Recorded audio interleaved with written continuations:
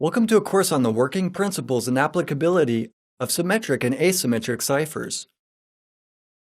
The module will focus on examining diverse components of cryptographic systems. Let's begin with a short introduction.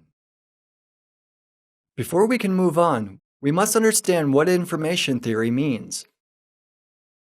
This field was developed by Claude E. Shannon, who you can see in the picture. Shannon is the author of two of the most seminal works on information theory, A Mathematical Theory of Cryptography and A Mathematical Theory of Communication, which was published soon after the first book. Shannon first coined the word bit. A bit is defined as the smallest information unit required to encode one of the two values, 0 or 1. We'll come back to this later. The other term Shannon used is entropy. Entropy is the smallest amount of information needed, on the average, to encode an event. There's a set of probable events for which you need to determine information entropy. The more improbable or unlikely an event, the bigger the entropy is. If you roll fair dice, the entropy of the probability that you will get a 1 is quite small. The number of total outcomes is only 6. On the other hand, in lotto games with the draw results of 5, 15, 23, and so on, the information entropy is very high because the probability of winning is extremely low. There was a huge number of possibilities. Our task in cryptography is to maximize entropy. Let's start with a simple example. Let's take a look at a short script that we'll launch in a moment. This short script is designed to calculate the password entropy in bits. We'll have to calculate a logarithm for multiplying two values. The first variable, range, specifies the range of possibilities determined in the definition. If a password can, for example, only be expressed in uppercase, the range of this will be 1 to 26. The second variable, number, specifies the length of our password. Since the desired result should be in bits, we'll divide it by the logarithm from 2. Next, we'll call the previously mentioned simple function for some of the passwords. The first password uses 8 uppercase characters. The range is 1 to 26. The second case allows passwords to use lowercase letters. The third password is again limited to uppercase only, but password length is doubled.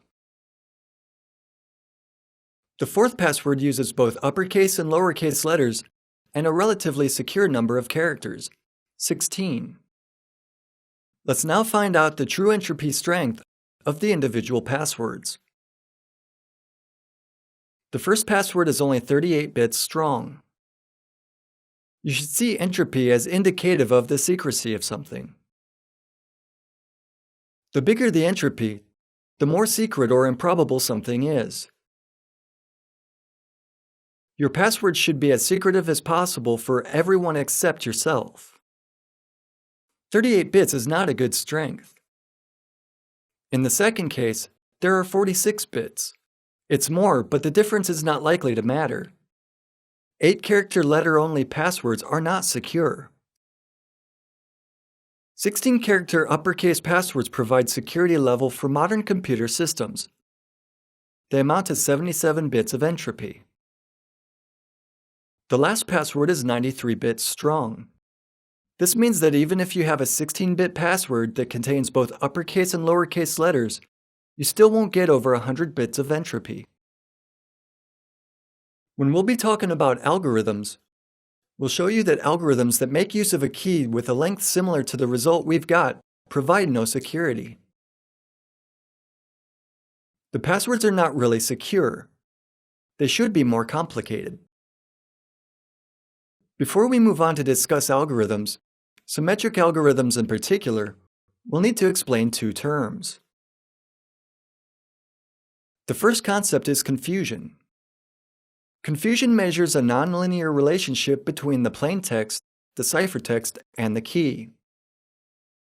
It describes the dissimilarity of the ciphertext and the plaintext and the difficulty of extracting information about the key from the ciphertext.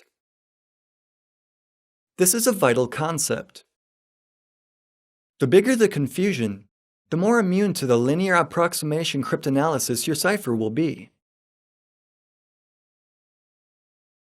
The second crucial term is diffusion. Diffusion specifies the distribution or spreading of the plaintext information in the ciphertext.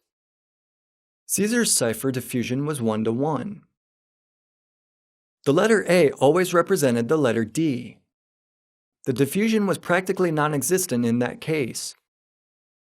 We'd like the plaintext information not to be distributed to one fixed position in the ciphertext. Rather, it should be spread all over the ciphertext. Diffusion is measured by the probability of the successful differential approximation.